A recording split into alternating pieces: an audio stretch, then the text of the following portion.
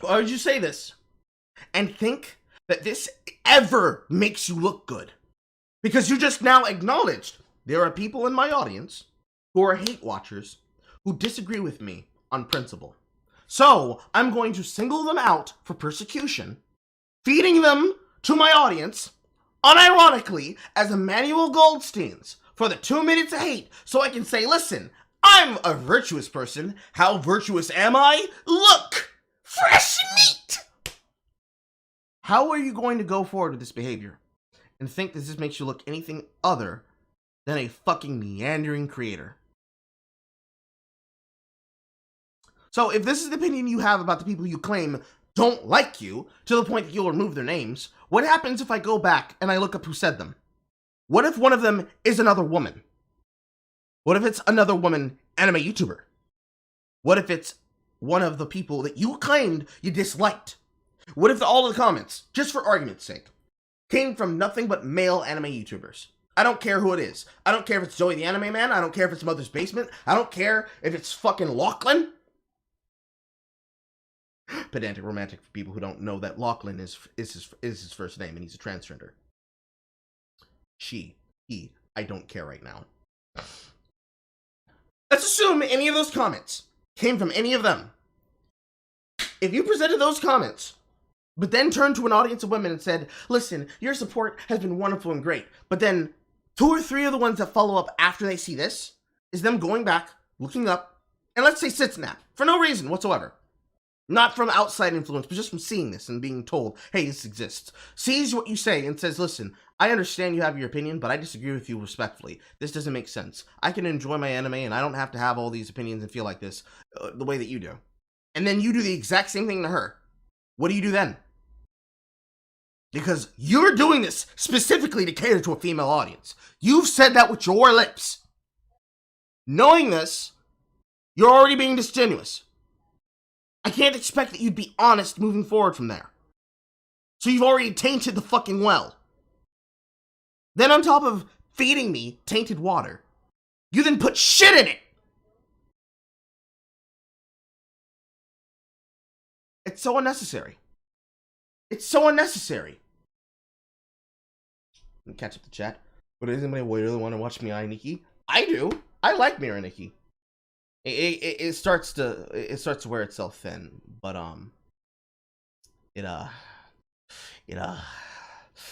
it's just there. Remember the time Funimation completely erased the lesbian relationship in Dragon Maid? I do. Tell the literal kindergartner in Dragon Maid who wants to fuck. This is why women shouldn't be anime YouTubers. Based user right here. Hey Carl, hi Moonbane. Coded equals stereotypes. Every comment is based. Every comment is based. Another clip. No, notorious. Notoriously garbage. Her avatar is 80% girl next. Yeah, I guess. Girl next door hentai bait. Maybe. See, you say that about this one, but the problem is with another video that she has on her channel. She changed her character's designs to have overalls. I think she just does it for a frame in this one, but then she uses it in the other one. Right there. The Sailor Wars, which if you aren't right there. Comparing between I don't need this and I don't need this. Comparing between this and this is what I expect every single they them to wear. Because as I've been using TikTok and I've been looking and downloading videos from there, the ones that are worthy to be posted on Twitter, this is a very common outfit for them to wear. And it's because it allows them to cover the bosom. Like, every single one of them, they all have the button-up fucking shirt and then an overshirt that goes on top of it. And it's almost always a fucking sweater. Cottagecore to the max. And then, when they feel like being sapphic, they wear, again, the fucking collar neck, but then overalls on top. I mean, for me, this is a very feminine outfit. It's like if a dude wanted to wear short-cut clothing that shows his muscles, but then on top of it, he chose to wear a jumpsuit just because he didn't want to have to put on pants. That's something I do commonly. That's himbo behavior. So technically, comparison, that's a bimbo costume. Granted, it's drawing, but my point still stands. The drawing doesn't really matter at this point, because, you know, the person behind the drawing is still saying stupid shit. Doesn't make me pop no boner. She needs to fix her chest, and it's all if you swell, but the anatomy's off. Not surprised she doesn't know anatomy. Next time I visit, I need to make you some real drinks. Not this again. Jay! They didn't want to play video games, so now I have to do a presentation. I don't have a choice. I'm legally obligated to react to cringe. Carl, I have arrived. Hello. Stop lying. Start bullying. Like, no cap, but I've never been able to tell if a guy in question is a guy or a girl. Collarbones and hips. Collarbone and hips. My elbow was peeled. We've decided to see other people. No more banging.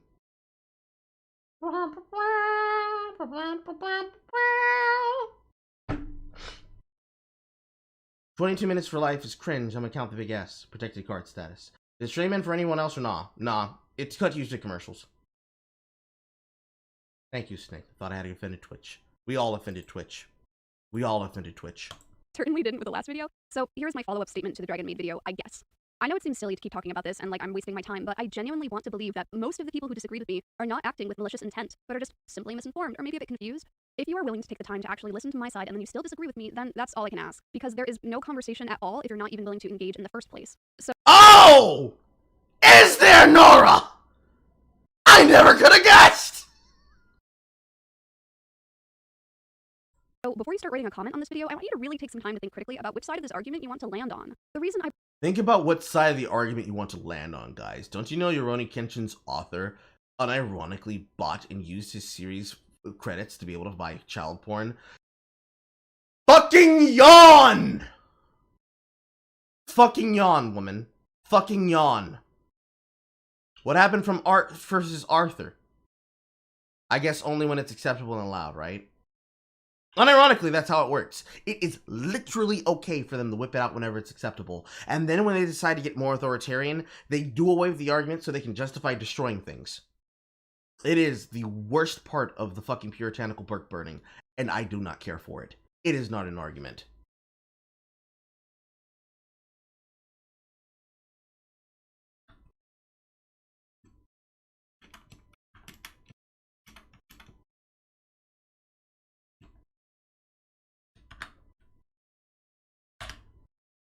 I brought up the author of Rurouni Kenshin not facing jail time or even being fired for his possession of roughly 100 DVDs of real child porn, like not anime, actual human children, was because he is not the exception to the rule in Japan, he's kind of the standard. The possession of child pornography only became totally illegal in Japan in 2015. Charges for possession include Fucking yawn. Why are we here? imprisonment for up to 1 year and being fined up to 1 million yen, which is just under 9,000 US dollars. He was fined 200,000 yen, or less than $2,000. To everyone who commented about the sexualization of child characters in anime having no real world harm and that it's just a part of Japan's— No! That is not how that argument works, Nora, and I'm going to lay out to you why it does not. Okay? Wrong tab. When I had to sit, well, not when I had to sit down, when I decided it would be funny to sit down and watch Cuties, one of the things that is very apparent and became very apparent to me when it was made was that it was a piece of bullshit put together specifically to make a person feel pain non-stop. I get a good clip of it on screen. For the workforce,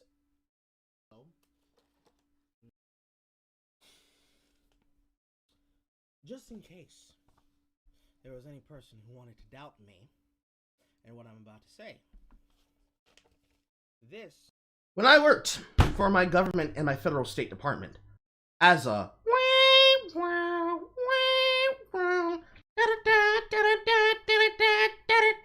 working as an ex-fed. When I worked for the State Department as a fucking fed, and my job was to entrap men and women and take them to court and put them in jail for child pornography and for abusing minors. One of the things we had to ensure was the understanding that fictional characters does not equal real-world violence. The reason why is because when you decide to skirt the line of, actually, the pictures are not the problem, and then you pull out your own intention, what you're telling me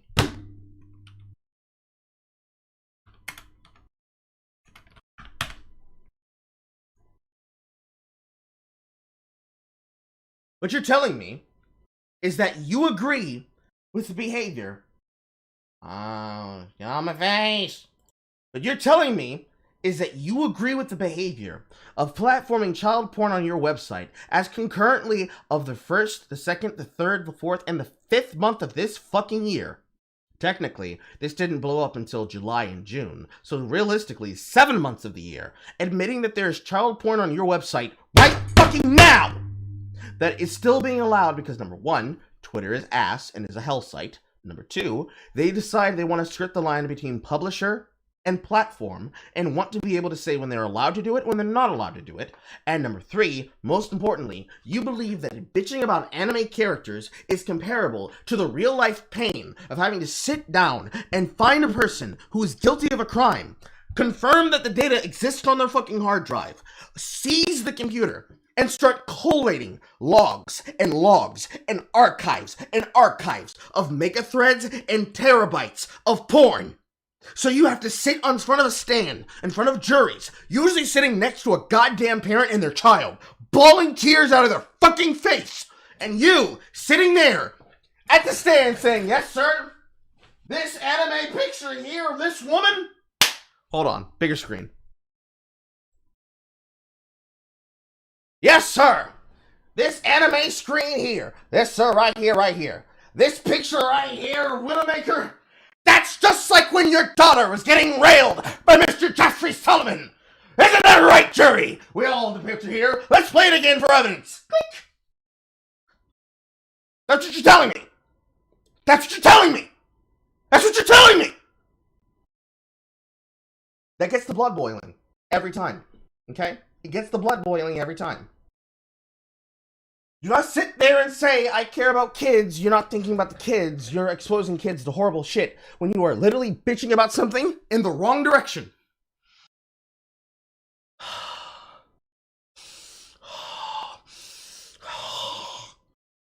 I wake up every day knowing I can't fight you motherfuckers. If only I could show you. If only I could show you what I've seen. You would understand why I choose genocide! And that's every single argument. Every single one. Every single one. Every single one is you saying, ugh, titties! Sometimes we get tired of hearing, ugh, titties. For once, we'd like it to be about something that's actually meaningful. And to watch somebody whip out Rurouni Kenshin yet again for easy clout means you don't care about kids. You don't care about kids. You don't care about people abusing kids. You don't care about the real child pornography sex trade, which happens in plain fucking sight in front of you. You don't care about any of that. You care about winning on the internet. I'm so sorry. Winning internet points doesn't unfuck Astara, okay? It doesn't unfuck the dick out of their vagina. It doesn't unmake the porn that captures their agony that will be replayed over and over and over and over and over and over and over again, victimizing them every single time someone presses play. It is never going to be equal. Shut up. Let's continue. God damn it, I clicked off the screen, now I can't see on my mouse. Culture, I would like to inform you of the increasing rates of child abuse, which include sexual abuse, that Japan has been experiencing, reaching record-breaking heights for the last 29 years in a row, all while American child abuse rates have been on the decline. To everyone bringing up Japan's age of consent, sure, at 13, Japan's base age of consent is the lowest of any developed country. She's still talking about the child age of consent. Don't change, Carl. No matter what hoes say, never change. I will never stop choosing violence. Although I will have to start choosing the instrument of my violence. However, many prefectures also have local corruption of minors or obscenity statutes, which raise the de facto age of consent. I would fast forward through this, but I can't, because I need to make sure everybody hears every single goddamn word of what she's saying. And also, this is the reason why I watch videos when I research them on double time. I'm not sitting here for the full length of your content I'm not gonna do it. I'm sorry. I can't do it. When they're talking like this, I can't fucking do it. To 16 to 18. The effective age of consent in Tokyo by local statute is 18. Also, keep in mind, the best part of this is not me whiling. It's people saying, wait, Carl's an ex-Fed? Yes. Yes. And it's not like this is an issue that is set in stone either. It can be changed. In November 2020, students submitted a petition to raise the age of consent from 13 to 16, which received 40,000 signatures. Arguing that it's fine because it's not technically illegal in Japan should mean nothing to you. I can guarantee from my video analytics that at least 44% of you are from the United States. Like 100 people living in Japan clicked on my video, which is like 0.01%. They are not the people I'm trying to talk to here. You cannot use... You're trying to talk to feminists who believe that they have the same opinions, which is the same reason why on your channel, whenever you talk about any dumbass thing you choose to talk about, in your playlist, you still have video essays by women. You're trying to talk to other women who already think like you, which I don't care for. Fuck them. If they won't stand up to talk about problems like this, which many of them will claim, oh, well, absolutely, that's the same thing. You gotta sit down. Because if you're willing to stand up for this, but you're gonna sit down and bitch about this, what are you good for? Cultural differences as a defense when part of that culture also ends up hurting people. Media does not exist in a vacuum, and portraying sexualized child characters in any media normalizes the sexualization of children to the audience. Why do you think so many of you can't even see this as a problem? It's because anime has normalized it to you. No, anime has not normalized petite women to me. What normalized petite women to me was the South. And even then, while I'm surrounded by a bunch of cousin fuckers sometimes, I don't fuck my cousins. Huh! It's weird how I don't take up the values of the things that I'm living around. For some people, it is normal to them. And for some people, they do have warped brains. But, and I want you to pay attention to this when I say this, if you ever see this in the future, Nora, read my big-ass niggardly lips. Niggardly. Not the other word, niggardly. Some is not all. And all is not the same as some. Stop generalizing the people you accuse of crimes. People don't like being accused of being criminals.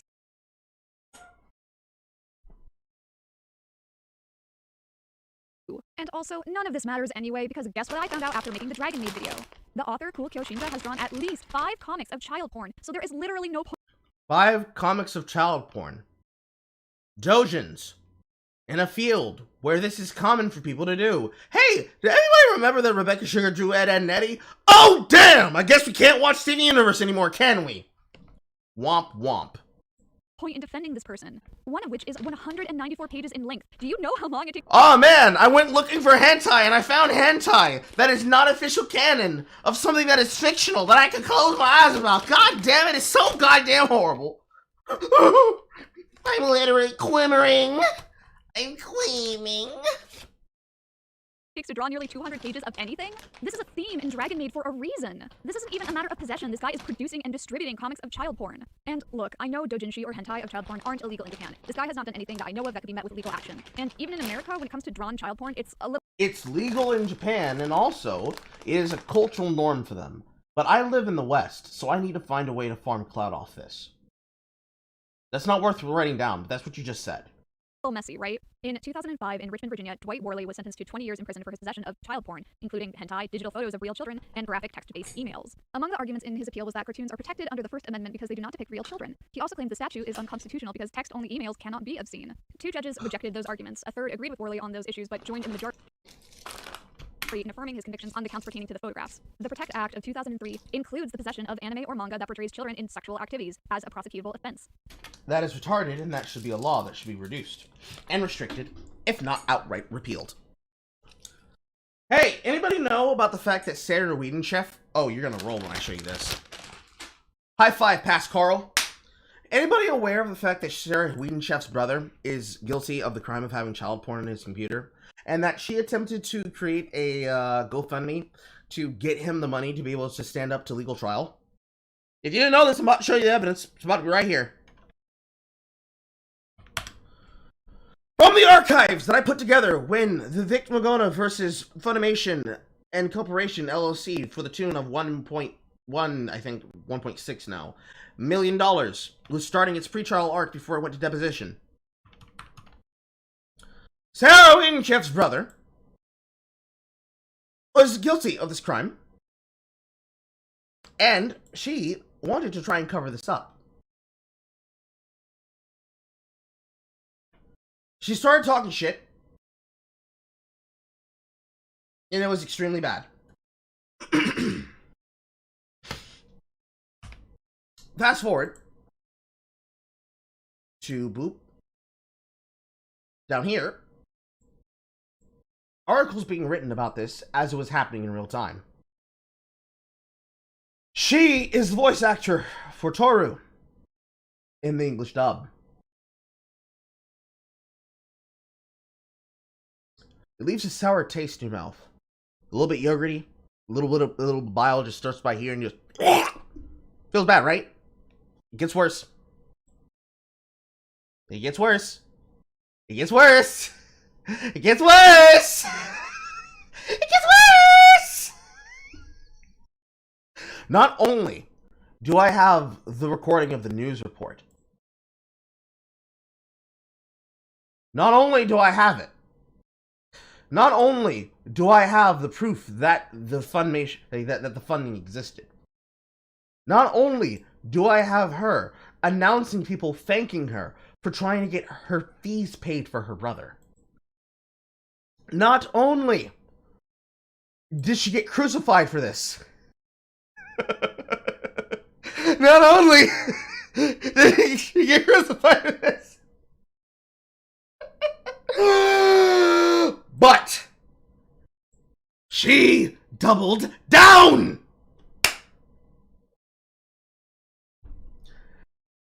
Literally. It is okay when we do it. If this was a reason for you to look at Funimation strange, side-eyed, and stop giving them your money, especially now that Funimation and Crunchyroll is one company, if you didn't have a reason before, you're welcome! The Supreme Court held that virtual child pornography was protected free speech, provided that the virtual depictions are not obscene. Obscenity, including obscene depictions of children, either virtual or real, is unprotected speech. Kobayashi's death. Also, to cover my ass, because I know there's going to be somebody who's going to clip this out of context. Yes! A person trying to defend her pederast brother after being caught and verified to be guilty of the crime, while also being of the same circle of people who for years claimed that a man was a fucking harasser and virtual abuser, while also using their politics to try and change the medium that they're talking about, is very relevant to a person talking about this anime and claiming that they are a part of it. Because if that is the problem, why did they choose to work in the company that makes the shit that they are now doing for? Why brag about it? Why defend it? Why not go after this wherever you see it? Because I've seen the shit! I've seen the interactions between reviewers and commentators, and they have shown that they think in lockstep. If I were to show you all of them, we'd be wasting time, but hey, I guess you're just gonna have to go to this thing that I'm about to throw inside of the fucking chat and look it up for yourselves. I guess that's the thing that's gonna happen. I wonder how people would do that. Oh no, there it goes! It's out there! Anyways, moving on. Dragon Maid has a story. It depicts and frames children in sexual situations, but it is not porn. It would not be classified as obscene. But because his doujins depict children having sex with adults, those would be considered obscene, and they would not be protected under free speech. I'm not going to pretend I know. Anybody else notice what I just saw? She just threw it out real quick. It's right there. Has a story. It Depicts and frames children in sexual situations, but it is not porn. It would not be classified as obscene. But because his doujins depict children having sex with adults, those would be considered obscene, and they would not. Considered a scene in America.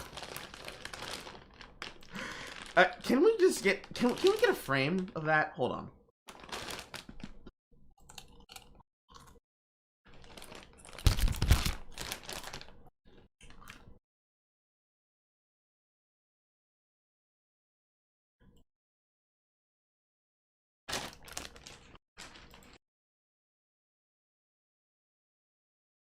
Not be protected under free speech. I'm not going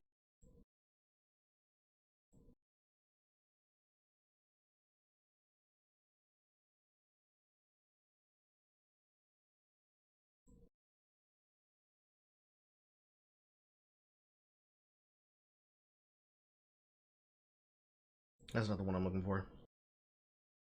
That's what I'm looking for.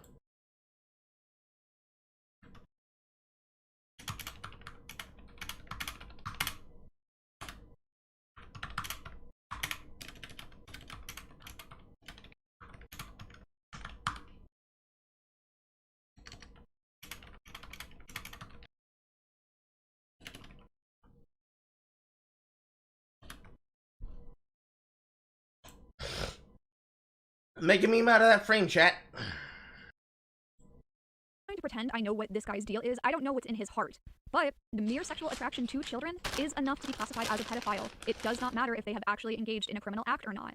I think it is important to note that as of 1968, pedophilia is listed in the APA as a mental disorder, which would make it not a choice but a diagnosis. However, I'm not sure how much faith to put in that, considering how... Damn, looks like noralities is gonna go to fails for possession and distribution. Lol. Mm-hmm.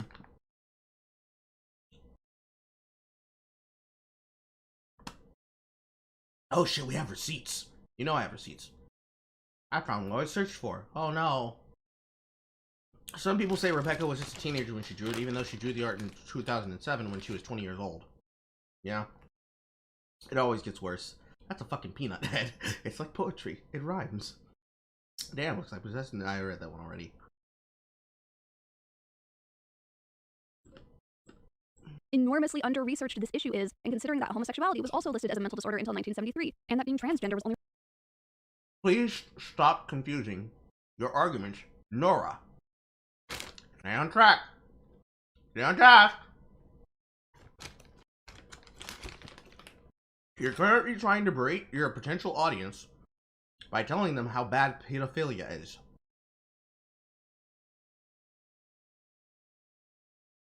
It reminds me of the fucking tweet that I saw earlier today, before I got back home. A little bit of a sun subway, stay with me.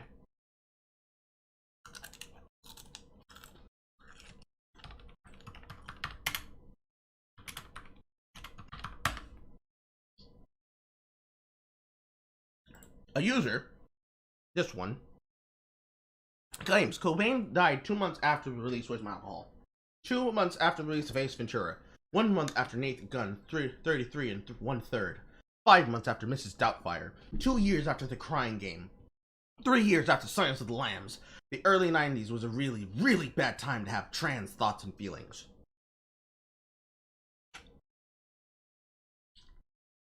And even here, we can see the pattern. But more importantly, let's just analyze that statement, right? Kurt Cobain had mental issues, yes. He was very depressed and very disillusioned with life. However, let's go through it. Ace Ventura. Jim Carrey being Jim Carrey. Using, at the time, topical jokes about sexuality and gender. Or just sight gags. There's a meme comic for this, right? A person goes back to try and watch 90s films and they're like, oh my god, wow, the 90s was pretty homophobic. Just replace it with transphobic and this is that. 1 month after The Naked Gun, 33 and 1/3. Another joke comedy film. 5 months after Mrs. Doubtfire.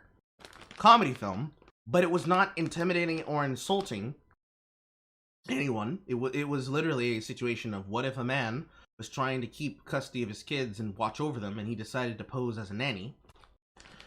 2 years after The Crying Game is where you lost me, because 3 years after Silence of the Lambs, that's just them complaining about Buffalo Bill. That's based on a serial killer who loved his mother so much that he made a skin out of her and he crawled inside of it and wore it. But I focused on The Crying Game. You were claiming that a film about an Irish terrorist falling in love with a pre-op trans woman whom the screenplay never outs the reveal of, which is one of the reasons why it's a spoiler of the internet, including the interrogation scene where Whitaker specifically talks about the lover that he has being a woman and not being his type of woman that he'd fall for, is supposedly a take of transphobia. You think the presentation of the romance between the Irish terrorist and Dill is an example of transphobic media? Bruh, go, leave, get out, get out, get out! And that's the same thing you're doing here.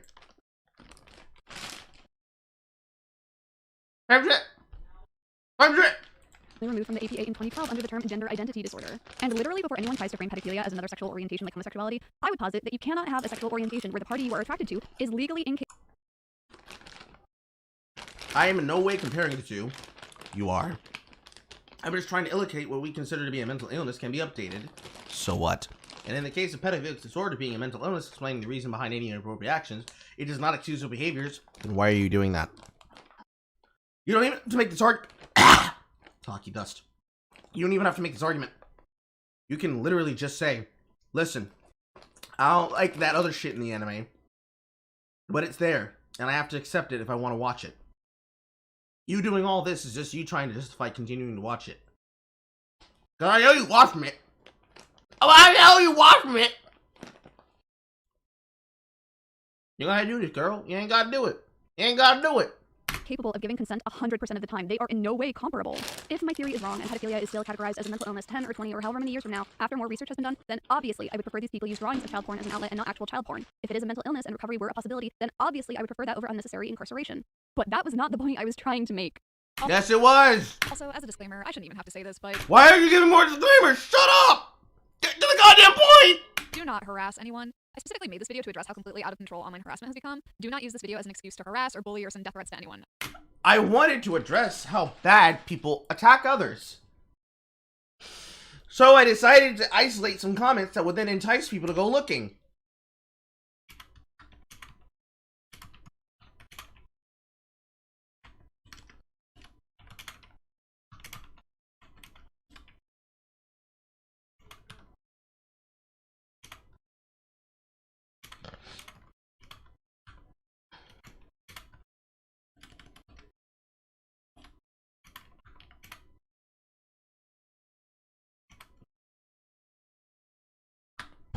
Pain! The links to all my sources are in the description in case anyone would like to actually learn more about these issues for themselves. Otherwise, I am moving on. So this is actually a great way to segue into a topic that I wanted to discuss for a while, which is problematic media and everything that entails, like cancel culture, death of the author, how media we consume impacts reality. I promise you that I had parts of this script I told you Death of the Author was gonna come up. written months ago, and I did not furiously whip it up because a bunch of strangers were kind of weird in my comment section. But what I found interesting about I didn't whip it up because of them, but they offered me a really good opportunity to take advantage of them. I couldn't help myself. the negative responses was most people knew they couldn't outright defend the sexualization of Kana or Ililu's design because it would implicate them as siding with people who think that being sexually attracted to children is fine. Which, some people still did do that anyway, though, and those— No! That is a joke! And it's also cope. Of yours. You showing this again is cope.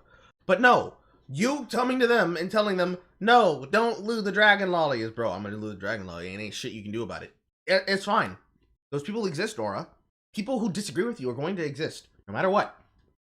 You're just going to have to accept it.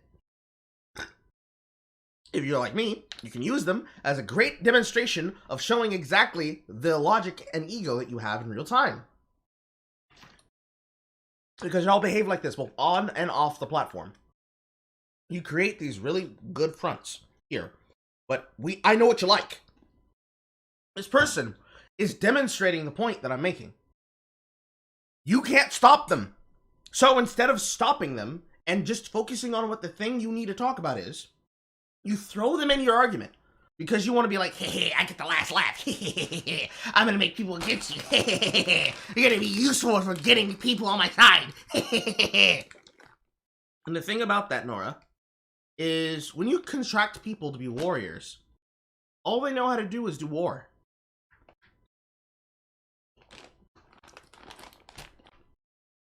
You don't need warriors. You need scholars and thinkers. Because if you contract too many fucking soldiers for your war, they don't stop. those people can leave. But most of them worded their grievances so that they weren't directly addressed. Also, people won't listen to my opinions. But those people with the wrong opinions need to go! Get out! Make it make sense. Make it make sense. Make it make sense. Do you want them to listen to you or do you not want them to listen to you? Can't have both ways. Addressing the actual points that I made, but framed it so that the problem was with me and my perceptions. Yes! You don't have to watch the anime. You can close your eyes. Most common responses being some form of, it's just fiction, not reality, or if you It is just fiction. don't like, don't watch. Yes! That's something you tell people all the time! Kelly Sue DeConnick is down bad right now because she yelled at people saying, oh, you thought comic books were never political? What have you been doing this entire time? They've always been political. If you don't like my books, don't buy them. Oh my god, people don't buy the books? The books aren't getting sold in trades? Oh, it's so bad. It's so horrible, guys. This is a video that was dropped in the middle of the week from just some guy. Oh, it was beautiful. I nutted when I saw it. Oh, vindication! Because this is the attitude that people like Moose Ballman had for years. It's crumbing down around the head. It's all coming, tumbling down, tumbling down, tumbling down. So it's got to be one or the other. If you decide to commit to that, this is going to be you, Nora. All this. This your future. This your future. But at the same time, if you don't like it, you really don't have to watch it. No one made you watch Dragon Maid. You specifically wanted to watch it because you were horny. You wanted to watch a horny lesbian experience. And then they got titty all over your horny. Which, wow, the scales have fallen from my eyes. Truly, how could I have been so blind? I am a human being that is clearly unable to distinguish fiction from reality. How silly of me. I wonder why all those people were so upset at the minstrel shows and the depiction of blackface when it's just a drawing after all. Art never has an Now we're throwing in blackface. impact on people, obviously. Like all those people upset at the Confederate. Now see, this is a good point, right? Because a smart person would flip it back and say, hey, I can be against slavery, but I can keep my slaves. But no, instead of listening to the advice you're given, you're now jumping to comparisons.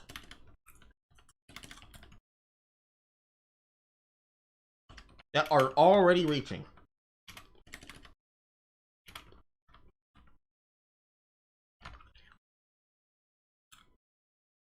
That have nothing to do with your point.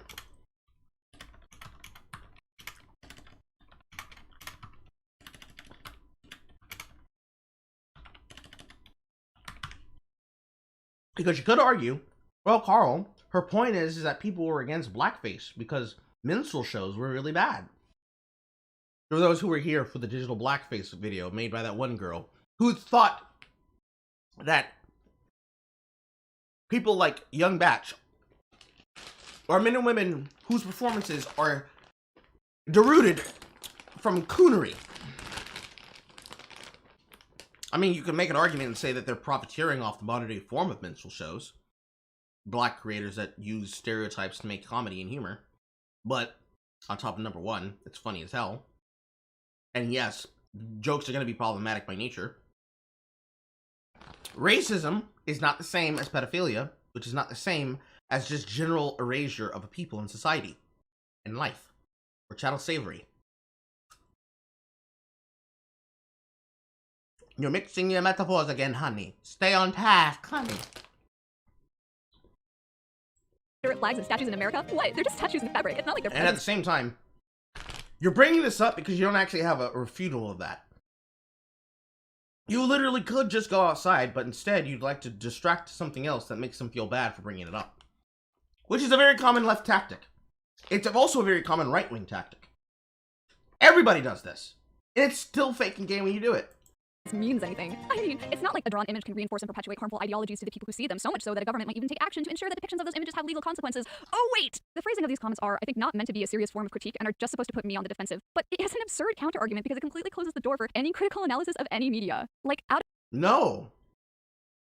It closes the door to stupid-ass arguments. of context, don't watch seems like a reasonable statement. For instance, If you don't like the game, don't play the game. If you don't like the show, don't watch the show. Nope! Still works! I don't like superhero films. Nothing wrong with them. They just have oversaturated the market, and I don't find them interesting. I don't like them. I don't watch them, and I don't spend days of my life critically breaking down their poor themes or explaining to people why I don't like them, because why would I? However, Damn! I wonder why that is, Nora. the problem was not that I did not like Dragon Maid. The problem was that it perpetuated harmful imagery of sexualized children, which is harmful to children. I liked The Promised Neverland, but its depictions of Sister Crone reinforced awful racist imagery of black people, which is harmful to. No, what it did is that it used expressive faces to make memorable art. And that triggered you because the immediate thing you thought of when you saw a black woman in an anime was Jim Crow. Nora, that says more about you than it does about any person who ever watches your video or even listens to you speak. Work out your racism, girl. Or shit, just go down the street and talk to Malik and say you want him to blow your back out. Pick one of these things. Pick all of these things. Pick none of these things. I don't care. Stop lying. The black people. The framing of "it's just fiction, not reality" at first seems so innocuous, asserting that whatever it's responding to as lacking common sense, unable to distinguish the difference between fiction and reality. But this is what you have to understand. Fiction does not equal reality, and media does affect reality. So let's unpack both of these statements, starting with fiction does not equal reality. I think the urge to use "it's just fiction, not reality" as a defense has increased in popularity, honestly due to the recent and frankly outrageous examples of online fans openly harassing and doxing content creators, like former Steven Universe storyboard artist Jesse Zook having to delete their Twitter over some art that they made, or fans of Voltron sending death threats to the cast and writers because of a pairing they shipped between these two characters. The reason being, some fans falsely accused the ship of being pedophilic, which, first of all, I don't think they even had canonical ages at the time, but I think Shiro has been confirmed to be 25 and Keith is 18, which is not what pedophilic means. So to a certain extent, I really understand why recently when people hear something or someone being accused of pedophilia, their first instinct may be to brush it off because the term has been thrown around loosely and incorrectly before, which can I Who did that, Nora? Who are the people who did that? Who are the people who did that? Who watches these shows, Nora? Who's a part of these images, Nora? Who?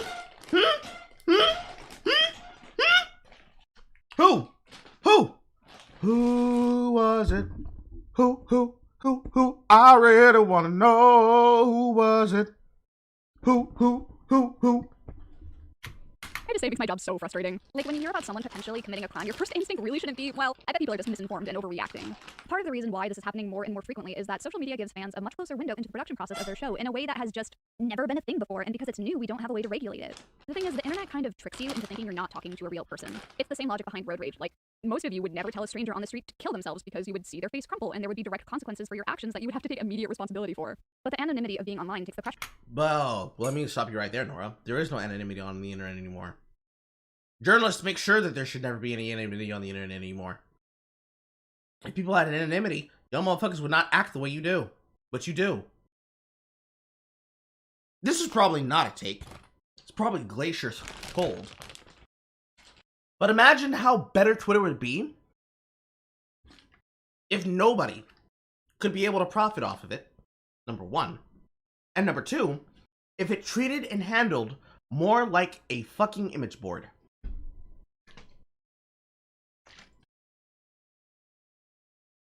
Imagine how less toxic it would be if the normal opinion was that celebrities had to not use their celebrity status to get attention, and they had to actually say something cool and interesting. Still have the same setup and everything, but just instead of check marks, you still just have to have actual usernames. And even though you have things in those usernames, you still have to be a person outside of it. Imagine how fucking painful that would get. Pressure of consequences off of the accusers. It's the mob mentality where you can point as many fingers as you want, all while knowing that you have complete safety in numbers. Recently, there's been a worrying trend where young people online have started to adopt this perception that if a person likes X problematic thing, then they are automatically problematic in the same way, so it's okay to be mean to them. Which is obviously absurd, because that is not how human beings work. The ideology that we can only like media if it is perfect and completely unproblematic is impossible, because anything made by human hands is inherently biased and imperfect. Okay, first off, you're showing images of kintsugi, which is the Japanese practice of repairing anything that shatters and breaks by using gold to fill the cracks, which then creates the product back being more beautiful than when it was broken because of the gold film what you use as glue, making it appear as such. That is not the image you should use from that, because that's not how you view things. If you really thought that, you would not be making videos about it. Dead ass. Whole ass. Entire butt cheek. Because then you would just say, oh, well, fuck. I don't like it, but somebody will. You just get stuck on the pedophilia argument. You're never able to accomplish this. Until it's something that you personally like. Younger people already have a natural inclination to think in terms of black and white, good or bad, but they tend to grow out of it as their brains develop and start to realize that there are a lot of gray areas. No, they don't! Y'all get to them too early.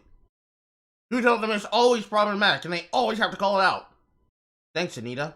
people are not good or bad, they just do good or bad things. But there's a major flaw within that mentality because deep down, everybody believes that they're a good person. But you can be a good person that still does terrible things. Being a good person does not automatically excuse you from the critical examinations of your own actions and holding yourself accountable. Which is why these cases of online harassment are what I would describe as good people doing evil things because they believe it is right. But doxing, harassment, and death threats are never right or okay. Again, who are the people who do that? I'll tell you the answer. It's leftists. You can like a piece of media and dislike a certain aspect like the design or the opinions of the creator and still not harass them. It is just that easy. I can enjoy My Hero Academia and also dislike the way Horikoshi tends to sexualize his female cast and critically talk about those issues and still not personally. No, you don't. Because the work already defines them as being a gremlin. You don't get points for doing the thing the work is already doing. Stop cinema sinning. Attack him. And also, I may have understated this point last time because I kind of assumed it was common sense, but because somebody watching right now might be a little younger and I don't know who needs to hear this right now, watching a show does not make you a bad person, period. You can't let yourself feel bad about something that you had no way of knowing. Watching a show doesn't make you a bad person.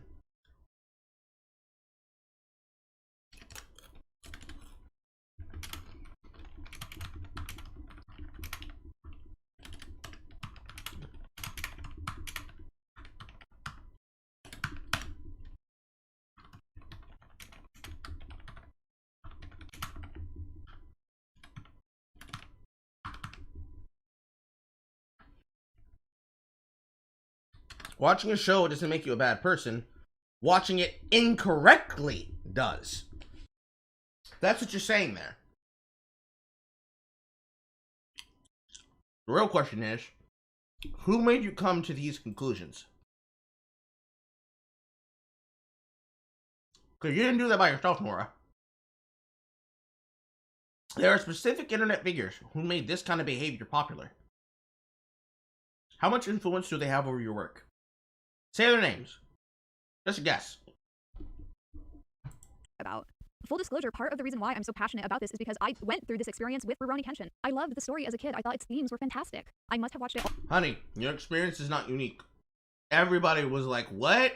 Child porn? Bruh. I'm super good on that. I don't take the anime.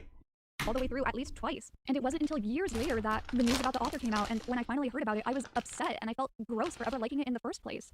I knew that if I bought DVDs of his work or manga, that I had accidentally given him money that he might have used to purchase child porn. And that feeling was... And that's why people pirate anime. There's also a reason why you should pirate anything you watch.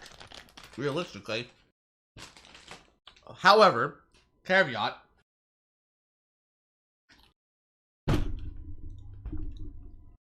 If you're going to pirate something, whether it be music, a video game, or show, the caveat is that if you enjoy what you're watching, and you don't have this kind of moral dilemma, you have a justified right and moral duty to speak about it by word of mouth.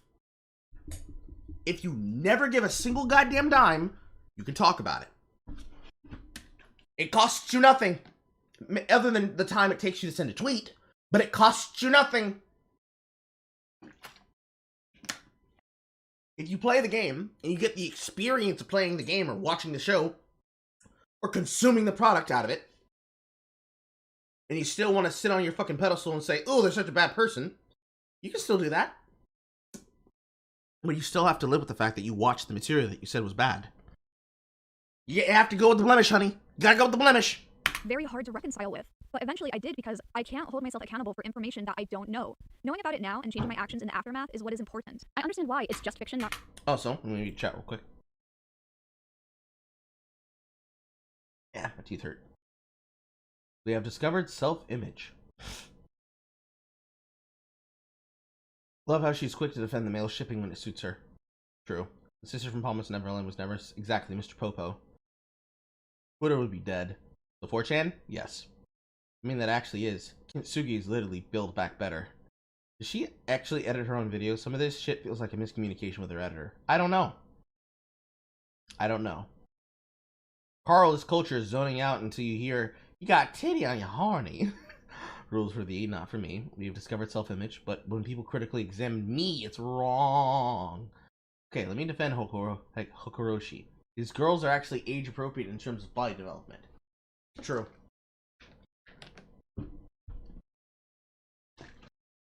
Especially when given that it's a school that would tend, with exception based on quirks, to have more fit students in general. To be fair, the manga has a bit more diverse body types for women, slightly more thick than some girls. That's actually a translation that they chose to do for the anime. Even though the characters are more thin in the manga, they chose to make them like that because I guess it makes it easier for them to draw. I don't fucking know. I enjoy it anyways. Watching a show doesn't make you a bad person. Now let me make videos implying that you are. Fandom moms do be the same. And you'd be surprised how many of those fandom moms are also fucking Fujos. The amount of Fujoshis that also love to sit in the position of being somehow better than you is alarmingly growing at an explicitly fast rate because they're all getting groomed. I know when Carl watches stuff like this and he says, honey and sweetie, he's being ironic, but I still feel soft.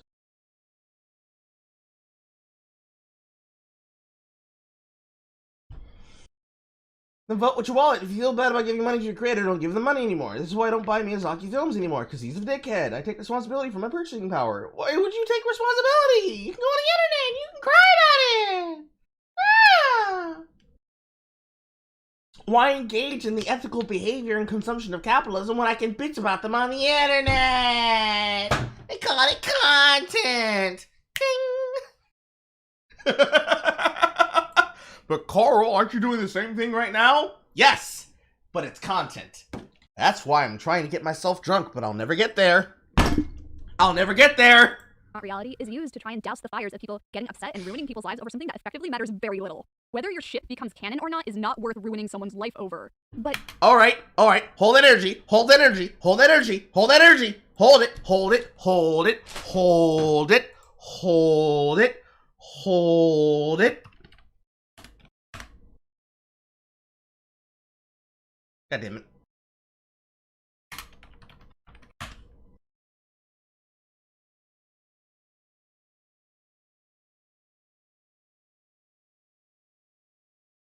I'm trying to find the one that I made, but I can't find it.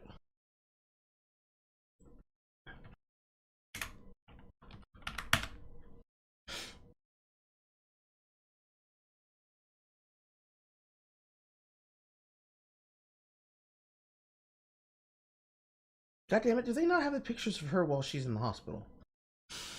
Probably not, unfortunately.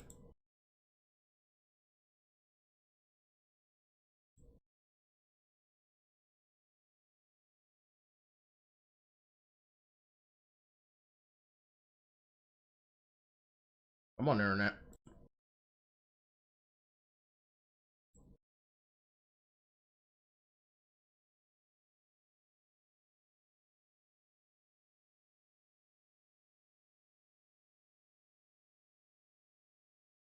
God damn it. I guess they might have deleted all traces of the shit off the internet. I remember they had a fucking article of this with pictures of her in the bed after the first and the second attempt in question, but it's not here. I'm looking for her, though. This page isn't loading.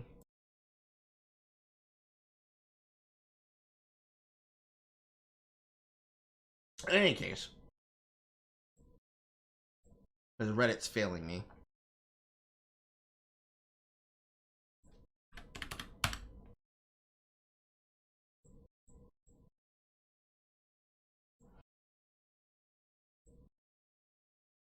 This will do.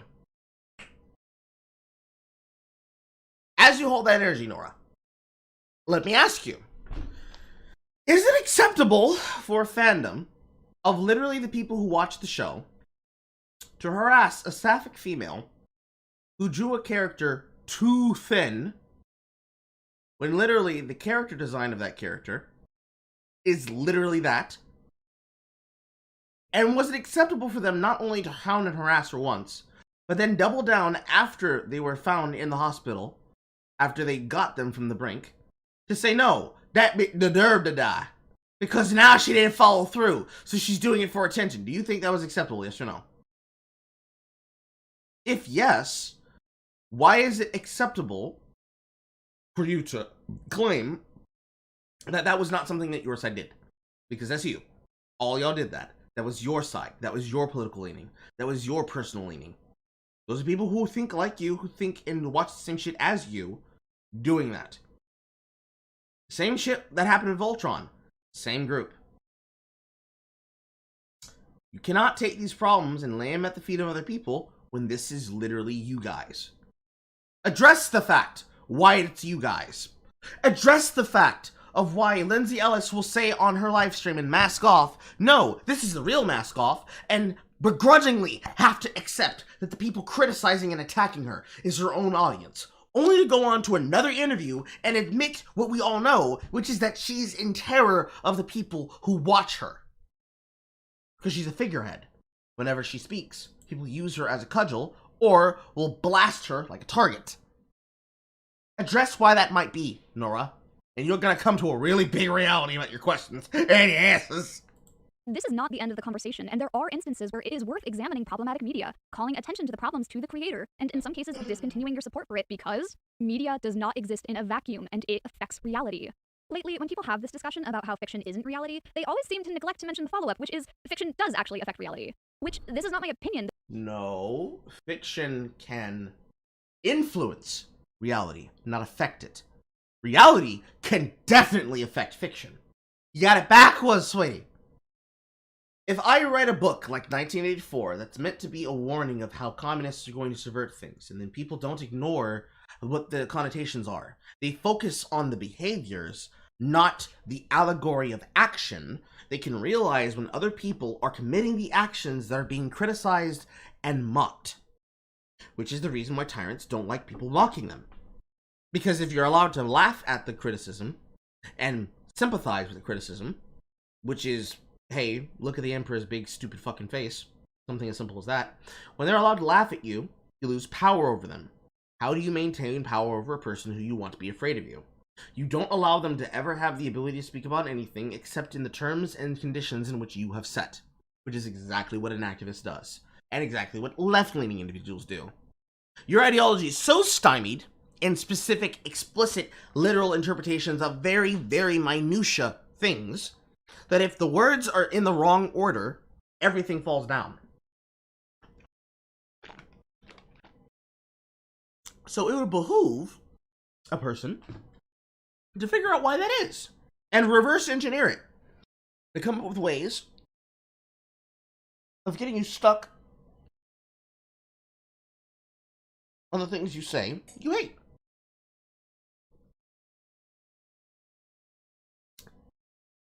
And at the same time, my tooth is starting to act up. At the same time, focus on that energy and translate that into other things. And you're going to realize really quick how easy it is to just not. This is a fact. One of the most notorious examples is the 1915 silent film Birth of a Nation. Some of you might be familiar with it because it single-handedly inspired the rebirth and resurgence of the KKK only a month after its release. And you might ask yourself, how did this happen? In the film, there is a black character played by a white man in blackface, and he pursues a white woman who is running from him because of his stated desire to get married. Under the presumed threat of sexual assault, she chooses to kill herself instead, and when the Klan learns about this, they lynch him. The framing of the film weaponized white women's sexual autonomy as something that was being threatened by sexually aggressive black men, and that white women were something that needed to be protected at all costs by white men.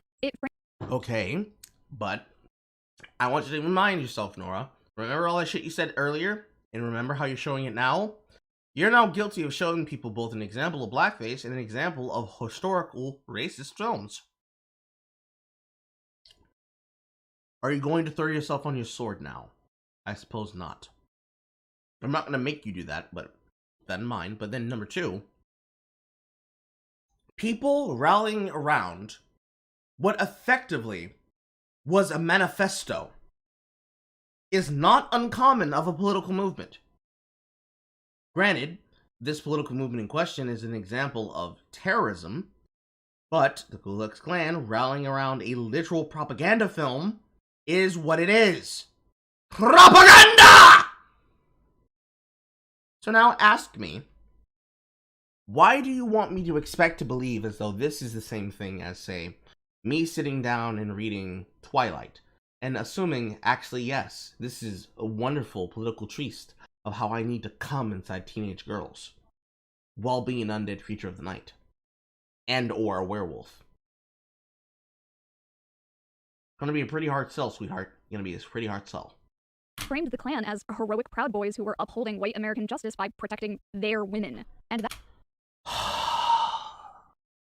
message resonated with a certain group of people. At the tail end of this— Yes, racists! That just read propaganda! That told them what they wanted to hear!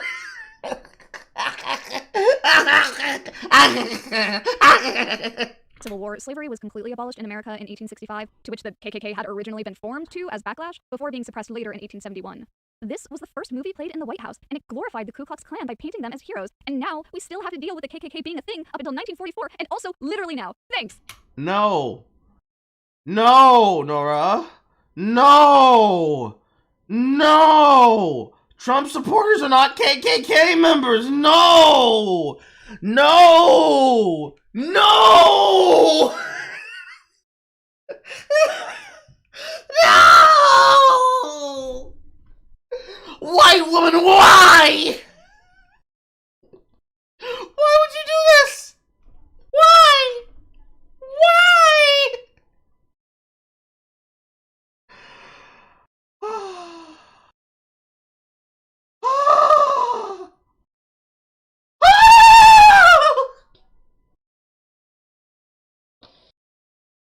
A moment of silence for the 5 brain cells that I had that just imploded. I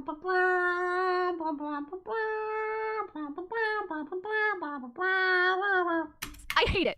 If I tried to list every example of media that has had a traceable effect on reality, then I would literally be here all day. I could talk about Bambi causing deer hunting rates in the US to drop by half, the movie Fight Club being the impetus for New York's underground fighting circuit, George Orwell's works giving us a term to describe a very specific type of dystopia in a single word, Orwellian. Science fiction often has influence on actual scientific innovation and technology. Life— Yes, influence, not control. imitates art.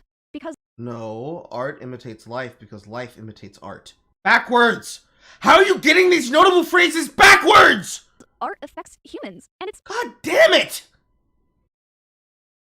silly to say that It's like the person who sat in the back of fucking writing class, who never listened to the goddamn lesson, and then went up to the board and explained everything backwards. doesn't. When someone starts crying or laughing during an emotional part of a movie, informing them that the situation is not real is meaningless because their feelings are real. Obviously, humans are capable of critical comprehension, but we are not infallible, and media does inarguably have an effect on how we perceive reality in both positive and negative ways. This is why positive representation in media is so important. It's because, like it or not, it has a direct impact on the human experience. Positive work, showing and listing what they're doing, and making an all-black film is not the same as having a message that is resonant in such a way that people connect to it. God damn it, how many times am I going to have to quote Kanye? If you can communicate the product, you can make money on the product. Black Panther is a product that is invented and designed to get you to buy into it. Period. Period. Period. Period. Underscore. Period. It doesn't exist as anything other than entertainment. If there was a deeper lesson to be had here, considering how much of Killmonger is literally just fucking Black Vegeta facing off against Goku. If you really wanted to tell a story, using Black Panther as an example, how black people have chosen to cut themselves off from what they consider to be the outside world, literally in the case in the film, the outside world, to be isolationists, and a person who's of the royal family comes from the outside and demands the reparations that he wants. The lesson to take away there is that violence in the past leads to violence in the present. So, violence has to be confronted with violence only to prevent future harm, but when possible and able, diplomacy is best. Imagine, instead of using the Panther abilities to create the situation that would lead to the participle force and the moving, driving impetus of the film, T'Chaka just didn't. He brought them back to Wakanda, he tried his father for his crimes, and he allowed N'Jobi, N'Jaka, son of N'Jobi, He allowed Njaka to take his rights and his claim, and they play this shit out by the rules. Imagine if that was done. Imagine if he was honored instead of being dismissed. Imagine if you, instead of taking all these dumbass fucking spiritualistic tribal quotes that people love to say, like it takes a village, or that the child will burn the village to feel its warmth, instead of doing that, why not think about it for half a second and realize what you're actually saying? Because yes, it is important for you to have proper interpretations of things, but it's not important for you to create propaganda about that thing. I wouldn't say you need to create good or bad media. I would just say create media that you want to see. If you have a black author who wants to write a story about supernatural hair that they put in their head as weave and call that movie Bad Hair, go ahead. I don't fucking care. Do it. It's anachronistic to begin with anyways. You can have it. It's yours. Take it. I ain't gonna stop you. Because it stands on its own. When you attach your arguments to things that at this point no longer fucking matter, like the MCU, I have to look at you and wonder, do you not understand that what you're literally saying is the exact point of taking propaganda and selling people's fat asses back to them? You're not creating media to create good interpretations. You're creating propaganda to continue justification of feeding them more propaganda. If you're going to make something that's going to help them, show something that's digging to a cutting social issue that goes across racial lines, but seen from the eyes of the person, or the persons, or the demographic, whom it affects most, and how that trickle effect spreads out like a spider web crack in a windowsill.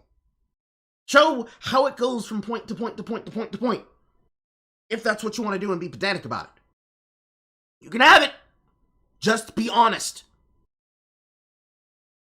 Because this black-owned shit is getting on my goddamn nerves. Because you don't care about it being black. You don't even care about it being white. You don't even care about it being Latin. You don't care about experiences from demographics and groups. You just want content to consume that makes you feel good. So you don't have to think about the bad things in life.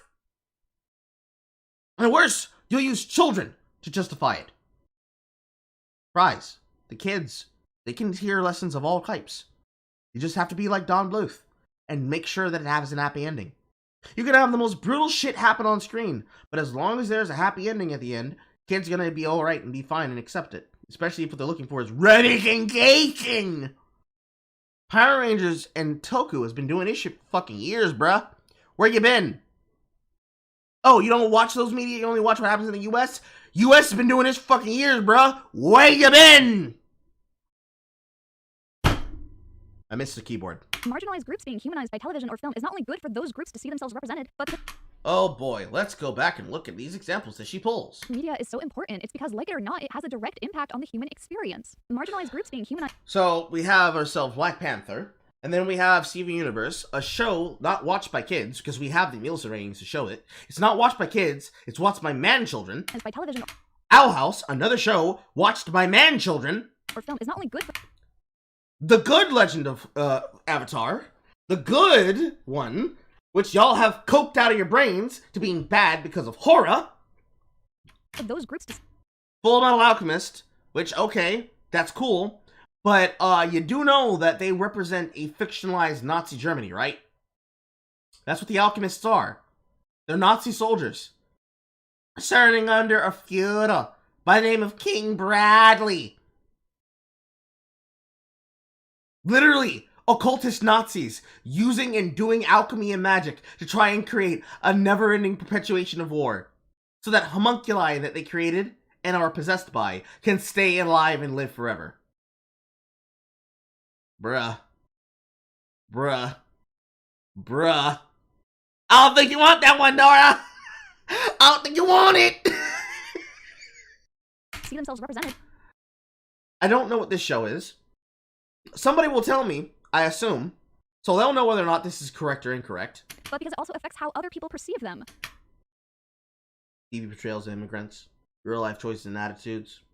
As of 2020. Norman Lear Center Media Impact Project. So an activistic firm. Also, I never do this, but seriously, if anyone comments again on this video, it's just fiction, not reality, or if you don't like it, don't watch it. Do not harass them But feel free to just call them out on not actually watching the video all the way through. Please, please be good. I'm trusting you all on this. If you are mean about it, I will be very disappointed. So, attack the people who I don't like because I said so, because I assume they didn't watch the video. Right here, I can see a person who left a comment, and a bunch of other people who have left comments. And I can see many of them making points that demonstrate the point.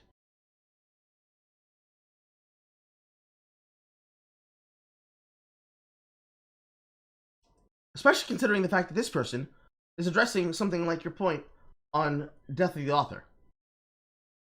And this individual is addressing the exact fact that they've been pirating for years.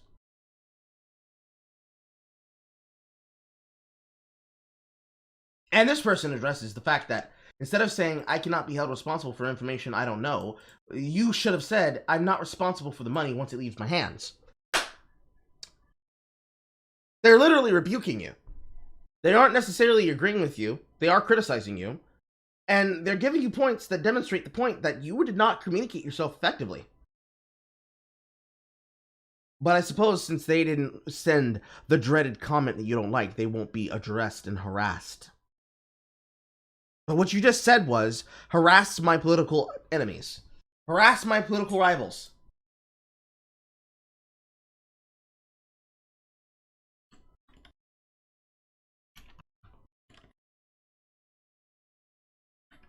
I can't type, my tooth hurts.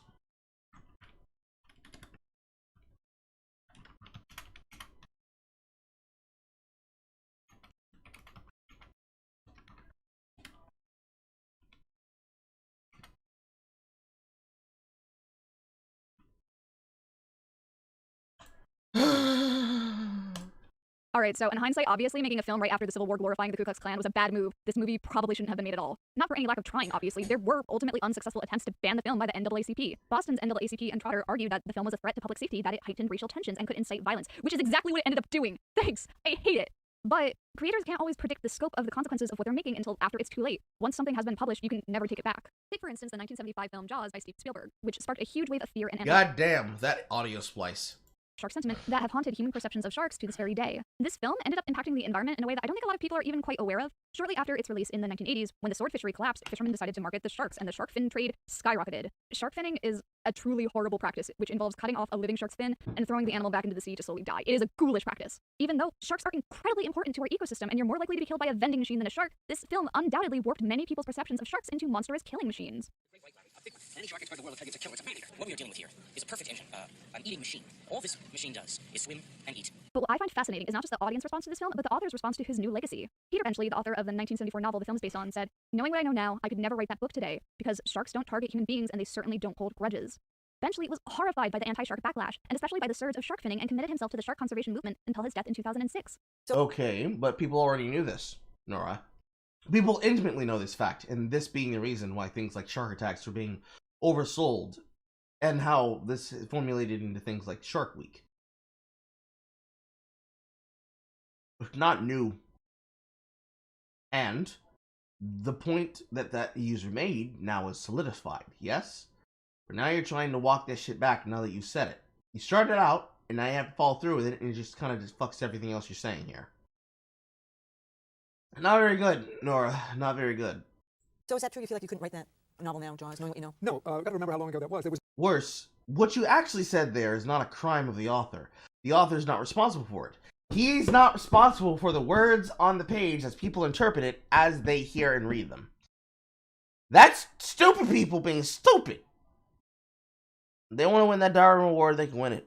There's no Earth Day when I was writing that book. There was no environmental consciousness at all. We assumed the oceans were forever. They were invulnerable to man. Nobody could do anything to really hurt the ocean. And so environmental sense really didn't exist, and nobody knew anything about sharks. Now, we still don't know a great deal, but what we do know, I couldn't demonize the animals. Benchley couldn't have predicted that his novel would be adapted by Steven Spielberg and inadvertently create the summer blockbuster or a generation of fear and animosity for a single animal. But he did change his actions in the aftermath, and that is so important. When authors create a story, you have to be conscious of what you are putting out into the world because, unintentional or not, you may end up changing or affirming people's opinion on reality. No one is going to be omnipotent, obviously, but this is why it's so important to do research to avoid falling into certain negative tropes or pitfalls.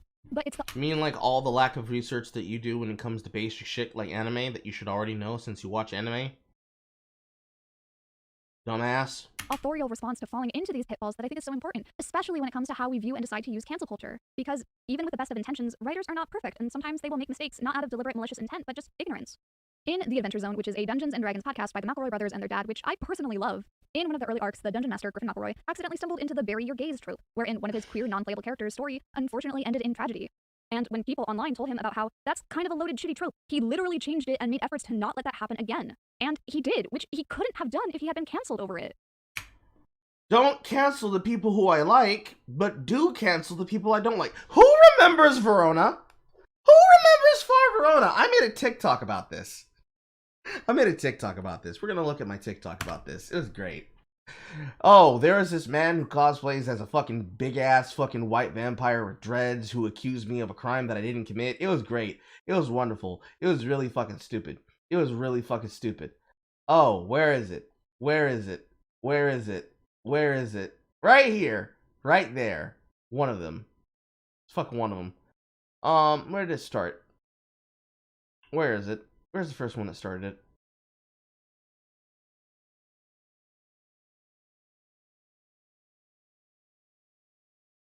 Right there. Rape is something that I would not use in a game because myself, I would find it uncomfortable. But if it's fun for someone else, why would I do this? This man's opinion was to say, yes, I would boot them out of my game and out of my life if that person did that. Because, you see, that's just ridiculous. One of the people on TikTok that like to clout chase a lot for attention. However, before the dumbassery that he would say, I would tell him this. Yes, hi, hello. I'm single player Carl. Keep that energy, Mando. I have some questions for you. Do you happen to be aware of the unironic and on-camera rape situation that was put into Far Veronica that led to its cancellation? Are you aware that this exact instance has already happened many times, not just in ALs, not just in home campaigns, but in public one-shots at various conventions? For people who don't know, in Tabletop, when you're playing Dungeons & Dragons, you can sign up for this thing called Adventures League. It's basically a situation where you sit down with an official Wizard of the Coast affiliated brand and you play Dungeons & Dragons with a moderator that also serves as your GM. It's like going to a live event where you have a saved character, basically. And I want you to take a real good look at the screen. I want you to take a really good look and pay attention. I'm not talking about some random people playing the game randomly. These are celebrities. And this... So, for anybody who was not aware, Far Verona had a situation where this voice actress, namely, if you don't know about her, Elspeth Eastman, really great voice actress, she was able to get the gig to replace the Tristana voice actor, and is the updated voice for her to this day. Did a bunch of her skins as well as the base model, and she's in a bunch of other shit. She's the voice actor in Crypta the Necrodancer, and a bunch of other projects as well. She was playing her android character, Johnny Collins, and the DM decided to rape her character.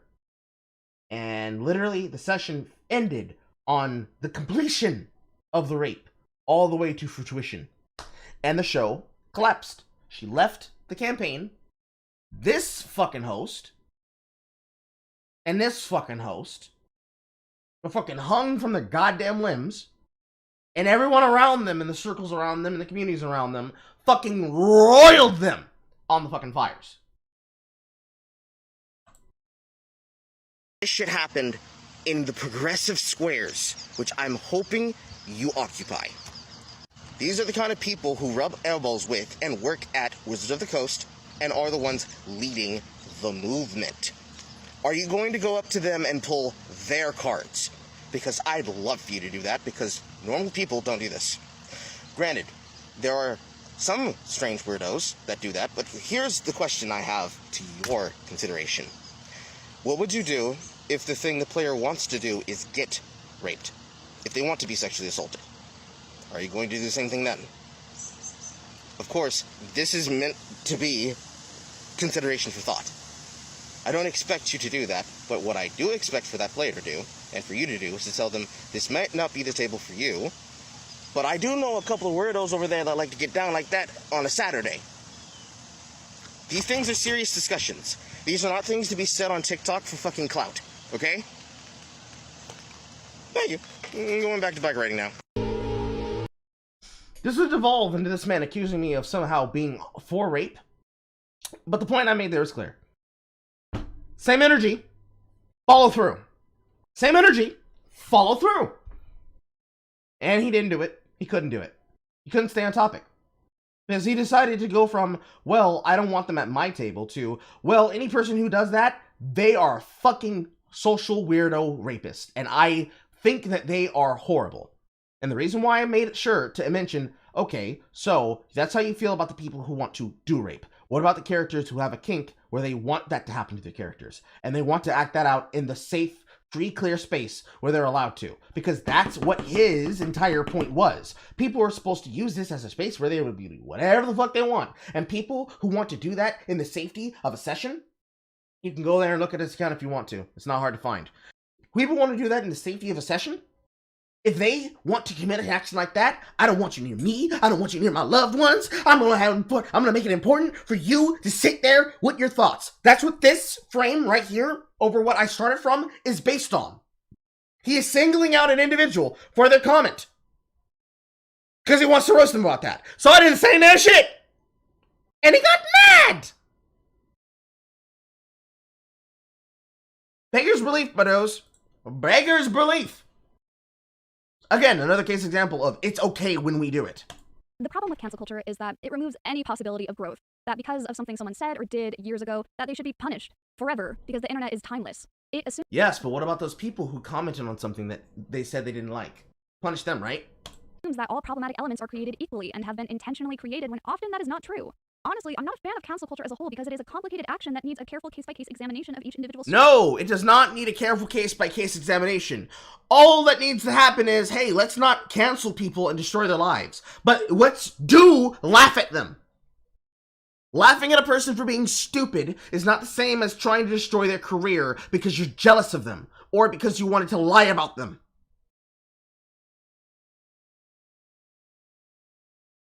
Realize the difference. Realize the difference. I need to take my medication. My tooth is hurting way too much right now.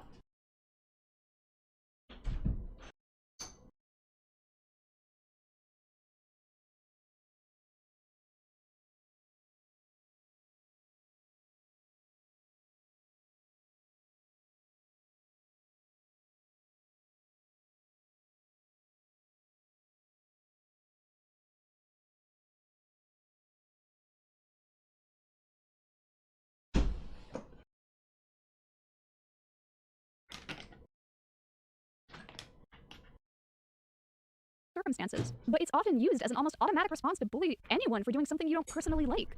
What I'm hopefully trying to get to the core of here is people shouldn't be canceled over just being ignorant or misinformed or because their work had an unpredictable effect on the people reading it.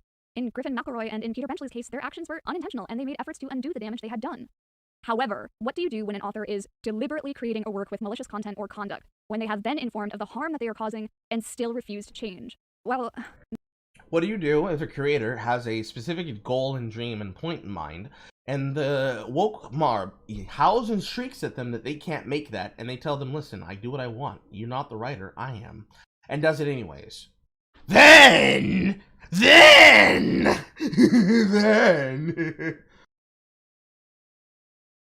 I accidentally clicked on Vegas Pro.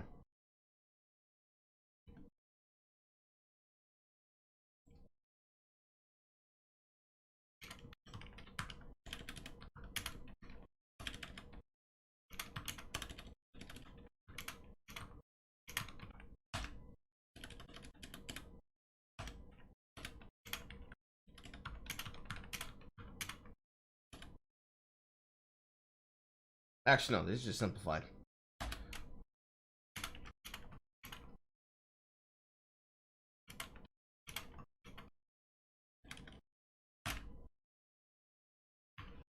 It's literally just no bad tactics, just bad targets. That's literally what it is. I was going to say something like, cancel culture is okay when it's people that I don't like, but really, it's really just no bad tactics, just bad targets. that's when things start to get a bit messy. Death of the author.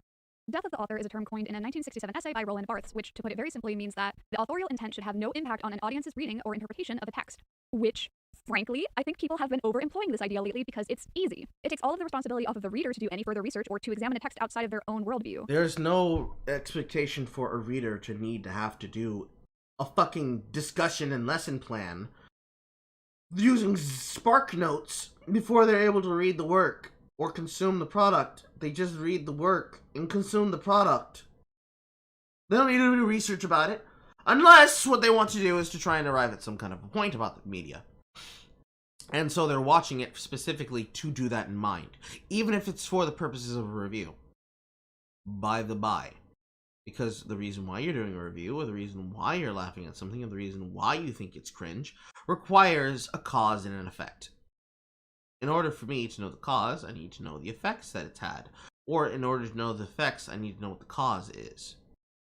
It's like biopsying a piece of matter and taking it to the lab and analyzing it to figure out what it is. Imagine attempting to tell this to a screenwriter. And you tell them, no, you can't make that. You'll be canceled for it. They're going to laugh at you and probably do that thing and probably be bombocious about it while they do it. Why bother? Eh.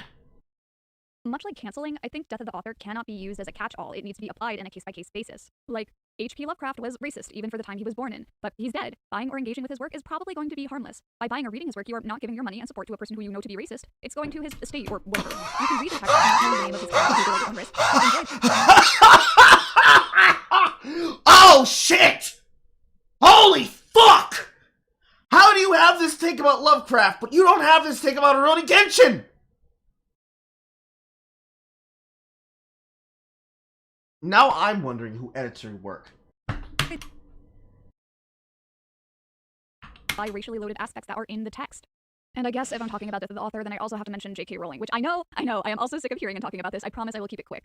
If you just examine the text of Harry Potter, you're not going to find anything really offensive in there. In hindsight, there are some interesting things worth noting, like the stairs to the Gryffindor girls' dorm forcibly denying entry to any biological male students, which, would that exclude trans women and non-binary folks if it's only going by biological gender? And there is no non-gendered word for magical person, only the binary witch or wizard. Knowing nothing of J.K. Rowling's personal opinions, you could probably enjoy Harry Potter guilt-free. However, you would have had to have been living under a rock to have not have heard about her recent transphobic tweets that started as late back as December in 2019 and then culminated in a string of her doubling down in June of 2020. Because that was what we needed in June of 2020. A millionaire author telling trans people that she would be on their side if they were being discriminated against. What do you mean if? You are literally discriminating against them right now on the basis of them being trans. I'm not going to unpack everything she said. That's not what this video. How is she discriminating against her? And also, you actually have to. You've accused her of something that didn't happen, when in actuality what happened is, one, a mixture of J.K. Rowling trying a very wild business strategy, which is pandering to an audience of people, and then number two, that audience of people attacking her when they didn't pander correctly. That's the reality of what happened with Rowling. She pandered to an audience of people by giving them nice little snippet tidbits, little breadcrumbs like, ooh yeah, I didn't say that Hermione was white. She could be black. Please, go watch The Cursed Child, guys. Come on. Yes. And then, hey, Screaming Myrtle was a lesbian. You don't know if I'm right. You don't know if I'm wrong. You know, you can interpret the scene for yourself and find out. You don't know about the other shit I did. You know, maybe somebody in this was trans. Maybe someone was trans. Hell, maybe even Voldemort was trans. You don't know because you have to read and find out. She did that with the wrong audience, who will literally read everything under that interpretation, while at the same time having the wrong political opinions. Then people started trying to attack her. Then you got mad because you realized, actually, wait, she's a millionaire. Then you decided, wait, let's take her work from her. And then you realized, fuck, we can't take the work from her. Let's disassociate. She is no longer the owner. The new owner of Harry Potter is Hatsune Miku.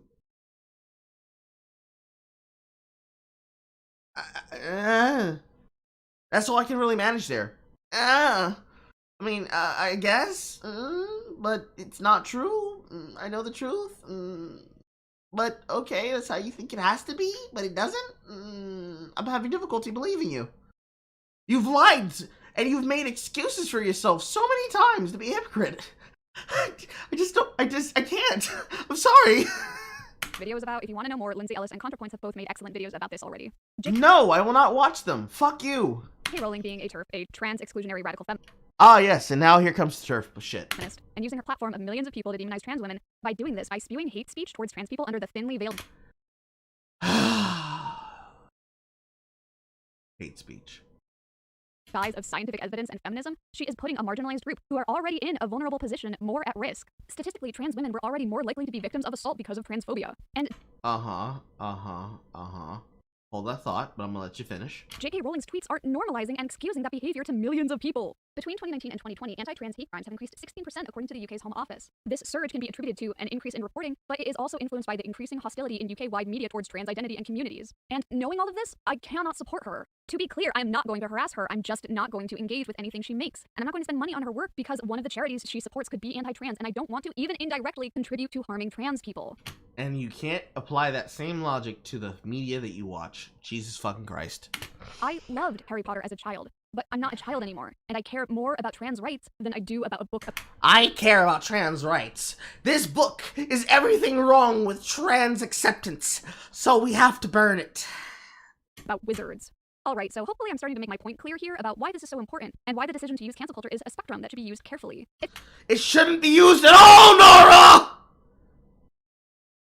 It shouldn't be used at all! If you think about it as a line chart, then dead people would be in the middle. Like, nothing is going to happen if you cancel them. You can enjoy their work, but you may want to know ahead of time if they were an asshole just so you weren't surprised by it. And on the far left, I would put people who literally have done nothing wrong.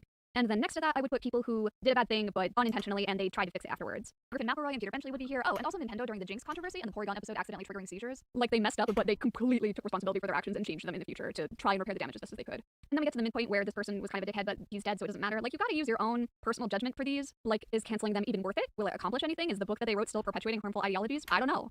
Then finally, on the right side, we get to a person did or said a bad thing a long time ago. Again, you have to consider the context of when the statement or action was made. If it was brought to light, did they apologize sincerely? Are they in a position of power? Because maybe they shouldn't be. And then next to that, I would put people who are promoting hate speech or donating money to hate groups. People like J.K. Rowling and Orson Scott Card actively being transphobic and homophobic are hurting the LGBT community and they shouldn't be supported. And then all the way on the right, where this person absolutely should be canceled, is people who do a actual crime, like the author of Rurouni Kenshin possessing 100 DVDs of child porn, or Tatsuya Matsuki, the writer of the manga Act Age, groping a middle schooler. Alright, so I don't know how much clearer I have to be about my opinion. Let's address this fucking chart for a second.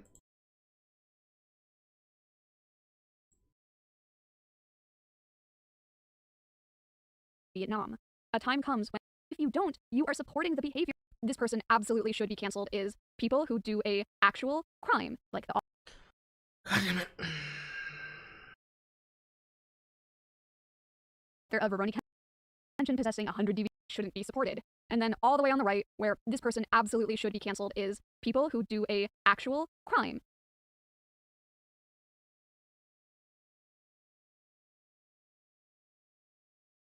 Settle out the frame. Bar drops. Not dropping.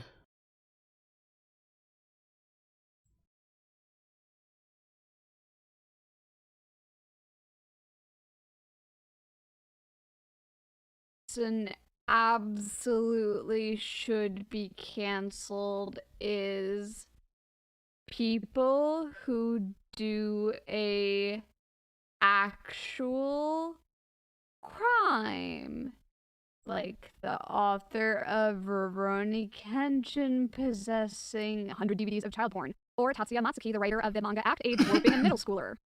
Alright, so I don't know how much clearer I have to be about my opinion on this issue. When an author you like does a crime, and I mean like a crime that hurts people, not something like shoplifting or embezzlement or whatever, you should withdraw your support from them because, like it or not, if you don't, you are supporting the behavior that crimes are okay if that person is famous enough. You may have heard a version of silence is a form of approval used in reference to social reform. There's a version attributed to Plato. There's a version commonly incorrectly attributed to Abraham Lincoln, but is actually by Ella Wheeler Wilcox, an American author and poet. To sin by silence when we should protest makes cowards of men. But my favorite is by Martin Luther King Jr. from his speech on the war in Vietnam. A time comes when silence is betrayal. I cannot, under any circumstances, understand how people still try to separate the art from the artist in circumstances like Nobuhiro Watsuki. So, Her entire spiel there effectively comes down to, if you don't scream about the topics that I care about, you're an evil person. Yeah, no, kick rocks. Be the author of Rurouni Kenshin after knowing what he's done. Why would you still want to read anything this guy made after knowing that? Why would his story be more important to you than his consumption of media of children being sexually abused? Because they haven't read Rurouni Kenshin?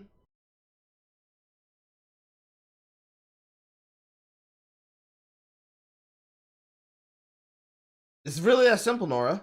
Hey, I never read this manga before. The author did what? Oh, damn, that's wild. Damn, look at this fucking art, bro.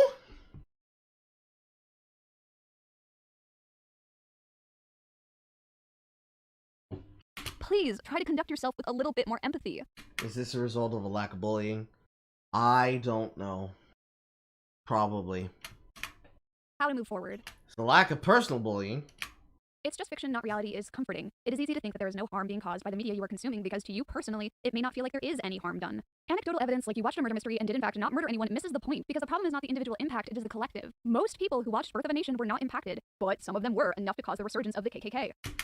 I think People who watched this film and wide mass appeal audiences watching propaganda felt that the propaganda was good to make a point on that making a political treason party. Whereas those who saw it and didn't care about it don't even remember what it is they watched. And that's what's wrong with society. Oh my fucking god. that to a lot of anime fans, this is a very uncomfortable reality, which is what makes it hard to accept. Nobody wants to believe that a show they are watching ended up contributing to the normalization of child abuse or general sexism, because if they are an American, they did not see it affect them, and unless they are willing to do research and look further into it, they won't see how it's impacting Japan either. It's easy enough for some guy to dismiss my argument by making a comment about how Japan has one of the lowest accounts of rape, so the repeated fetishy depictions of assault in super popular anime like Goblin Slayer or Sword Art Online is totally fine. And yes, that is a true statistic that is easily Googleable, but it is a misleading statistic if you aren't willing to do any more follow-up research. Because if you did, you would find articles describing that Japan's rape statistics actually increased by 27% in just the first half of 2018, reaching more than 1.3 thousand cases. The reason for this being is back in 2017, the definition for rape in Japan was strictly only defined as forced vaginal intercourse, but it was updated to include other forms of sexual assault and also men as rape victims, which up until that point had been excluded entirely. The revision also eliminated a requirement that the victim needed to file a criminal complaint before a case could be prosecuted. All this to say, it's not that Japan magically had less rape cases, it's that they were being underreported.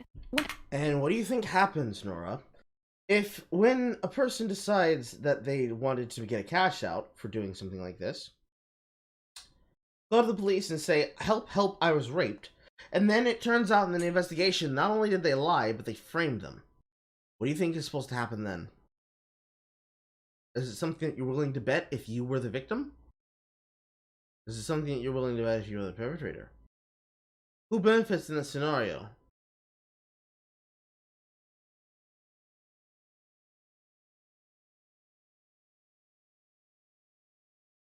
It's so fucking... Addressing these kinds of issues, you also have to consider that Japan has a long history of personal shame culture that tends to blame incidents like these as some kind of personal failing of the victim. In 2016, a government survey indicated that nearly a third of Japanese women have been subjected to sexual harassment at the workplace, including inappropriate touching and unwarranted advances. Nearly 2/3 did not make any complaint about the harassment, either formal or informal. And how many percentage of men experience this? Many. How many, Jay? I just want to know how many.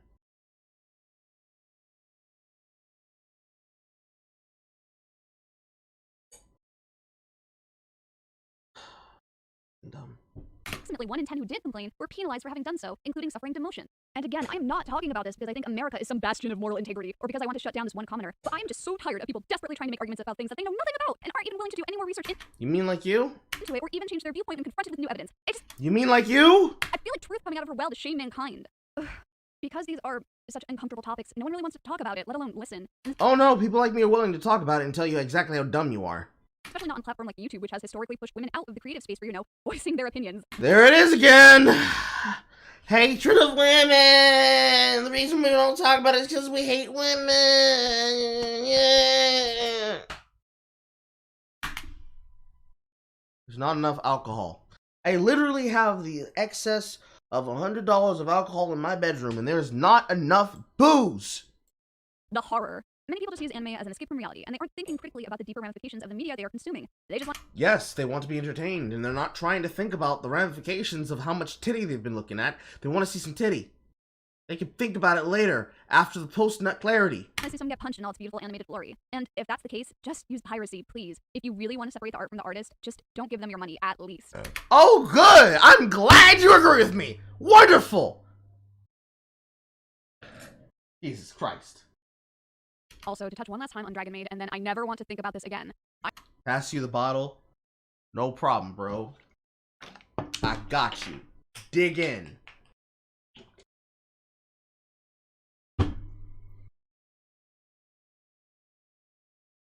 That's gonna be a meme, isn't it? I know the animation industry is hell, and I know KyoAni is still recovering from the damage caused by the arson attack, and if you want to support the anime production team, because in truth, the content of what they are adapting is not their fault, and the only way to do that right now is to watch Dragon Maid S, then sure, yes, absolutely do that if that's what you think is right. Life is complicated, and there is no one right way to live it. We just have to do the best we can with what we have. Except when you say differently, in which case your right way is the only way, and fuck everybody who doesn't do it.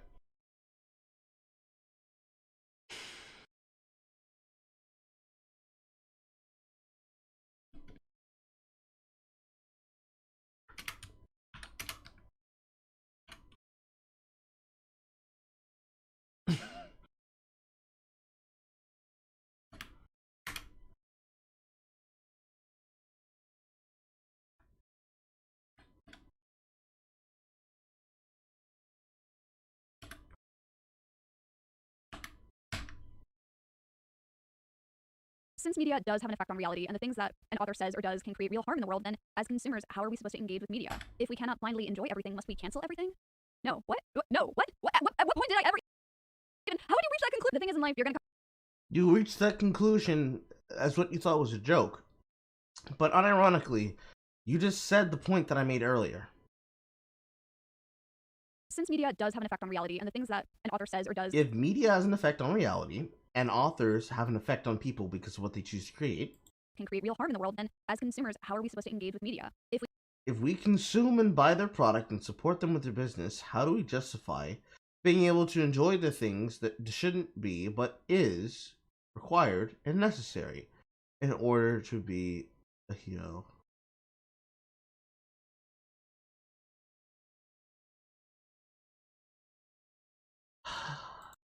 If we cannot blindly enjoy everything, must we cancel everything? No. What? No. What? At what point did I ever even? How would you reach that conclusion? The thing is, in life, you're gonna come across a lot of shit you don't like, and you're gonna have to make compromises. Unless you're a white cis het man, like I mentioned in my isekai video, you have to compromise to enjoy the majority of media you interact with. At best, you'll be underrepresented, or worse, represented in a way that drives you fucking nuts. There are things that really bother me in hero. They don't care about it.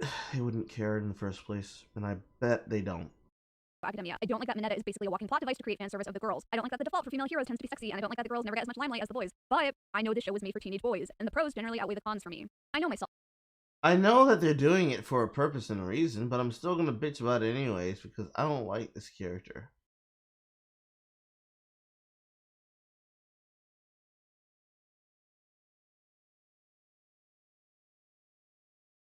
And I know I can engage with media quickly, and I know that I'm not going to accidentally start objectifying women after watching Hero Academia, which is why at the end of the day, I cannot tell you what is good or bad. You've got to use your own judgment. With something like Studio Trigger's work or JoJo's Bizarre Adventure, my expectations going in have to be a little bit different because of the kind of off-the-wall storytelling they encompass. I can't hold a Yes, it's the kind of bombastic storytelling that makes it acceptable, not the fact that it's just beautifully entertaining the way that it's been presented.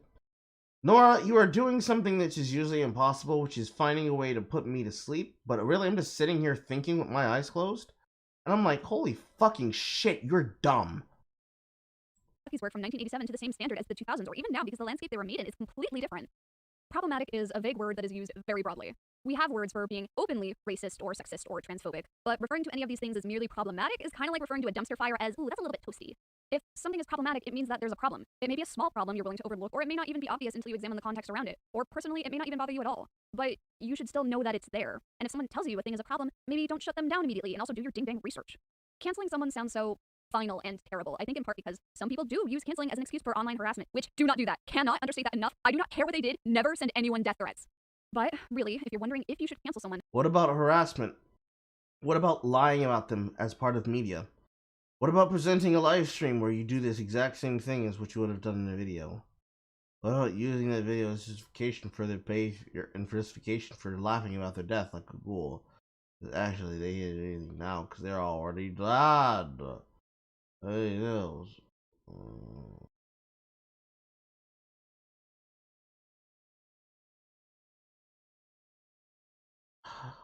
I could collect papers from around the room like a professor, I would.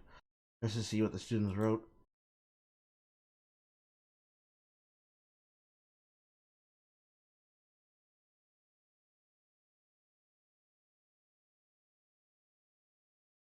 All you have to do is just not engage with their work in a way that monetarily supports them. I loved Rurouni Kenshin as a child, and I love Harry Potter, but I can't love them anymore, and that's fine. I would ask yourself, what really do you lose by choosing not to engage with a piece of media? In the end, after all, it's just fiction, not reality. You've lost one story that you will no longer finish. It may seem hard at first, but there are billions of other stories out there that haven't been written by racists or actual criminals. I can lead you to the water. I can tell you where the water comes from, that humans need water to live, why it's important to conserve water and keep it clean. But I cannot make you drink the water. You gotta make that choice for yourself. Hey y'all. I see that there are more than you than last time. To the new subscribers or the people who started following me after the Dragon Maid video and got this far, hi, welcome. Yes, the irony of me briefly mentioning that I hope the Dragon Maid video was not your first video of mine, being the thing that introduced what is now the majority of my subscribers, is not lost on me. Also, I really am not exaggerating when I say that your support makes this all worth it. Like, I mean, not to get too real or behind the scenes or anything, but I've had my YouTube channel for almost a year and a half now with, you know, what I would call a decent modicum of success. But at the rate I was going, if something like this hadn't happened soon, I would have had to have quit. So thank you, genuinely. The next video of mine is going to be something completely self-indulgent and casual about Sailor Moon because, I need a little bit of a break. Like, I'm fine. These more analytical videos take a lot more work. I knew to expect some backlash on the Dragon Maid video, so I'm not surprised. It's mostly just interesting. Shout out, though, to the one guy who literally commented, this is why women shouldn't be anti-tubers. So just in case you're wondering why there aren't a lot of us, it's because we are being deliberately pushed out of the space by this kind of general harassment. That being said, this is why I specifically made a playlist of women who create video essays, not just on anime, but on anything. If you're looking to support more women, please check it out. I personally enjoy whatever the Sin Squad makes, and Rowan Ellis is also pretty cool. Alright, I'm signing out, and I just want to let you know that everything is going to be okay.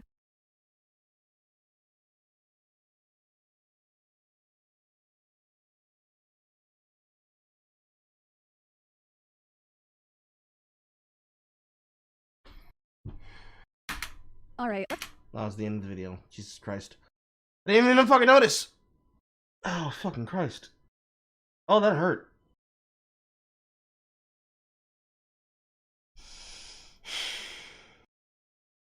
Well then.